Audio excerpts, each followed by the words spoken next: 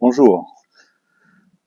Toujours sur le golfe, le Royal Golf de Hua Hin en Thaïlande, pour filmer cette nouvelle vidéo. Et si on parlait un peu de la canicule? J'ai l'impression, vu d'ici, vu de Thaïlande, qu'en France, c'est le sujet de conversation numéro un. J'ai l'impression que les gens ne parlent que de ça et qu'on en parle sur tous les plateaux télé.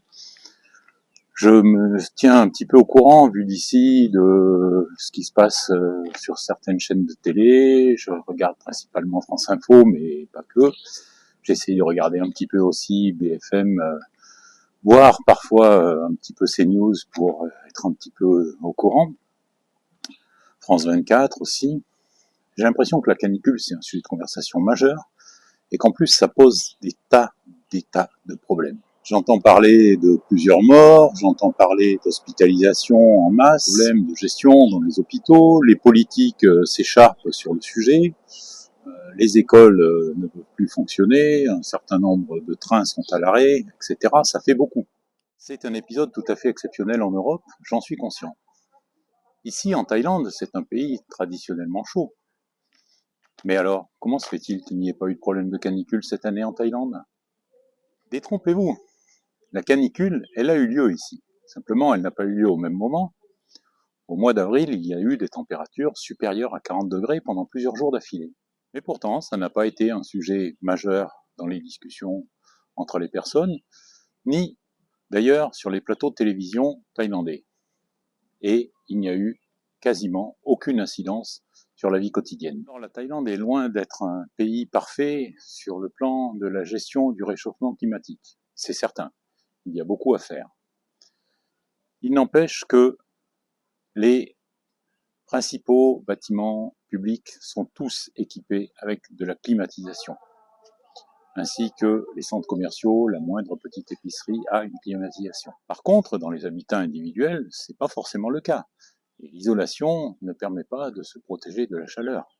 Les maisons ne sont pas forcément faites pour ça. Elles ne sont pas spécialement bien isolées. Mais alors, comment font les Thaïlandais? Eh bien, ils s'adaptent. Ils ont l'habitude des fortes chaleurs. Donc, ils ont une attitude très adaptée à ces fortes chaleurs. Le problème en France, j'ai l'impression, c'est que dès qu'il fait très froid, dès qu'il fait très chaud, c'est la panique. Ici, les trains ne sont pas aussi modernes qu'en France. Il y a certainement beaucoup moins d'électronique, mais aucun train n'a arrêté de fonctionner. Je n'ai pas non plus entendu parler de morts directement liées à la canicule. Alors peut-être pensez-vous que les équipements sont parfaits partout en Thaïlande, mais pour autant, tout le monde n'est pas parfaitement équipé.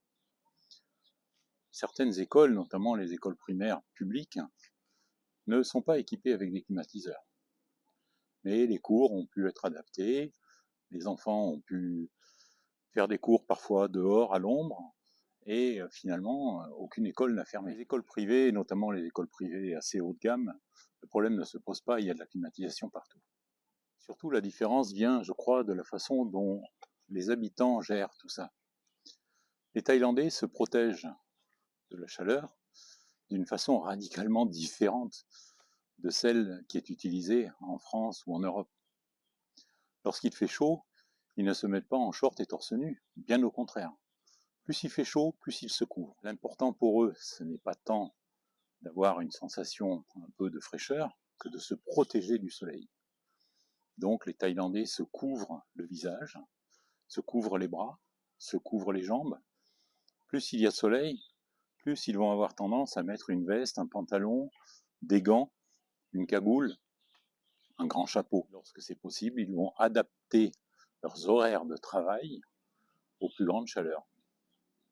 Donc cet épisode de canicule, il a bien eu lieu en Thaïlande au mois d'avril, tout simplement parce que les saisons sont décalées. Les mois les plus chauds ici sont bien les mois de mars, avril et le début du mois de mai, avant le début de la saison des pluies.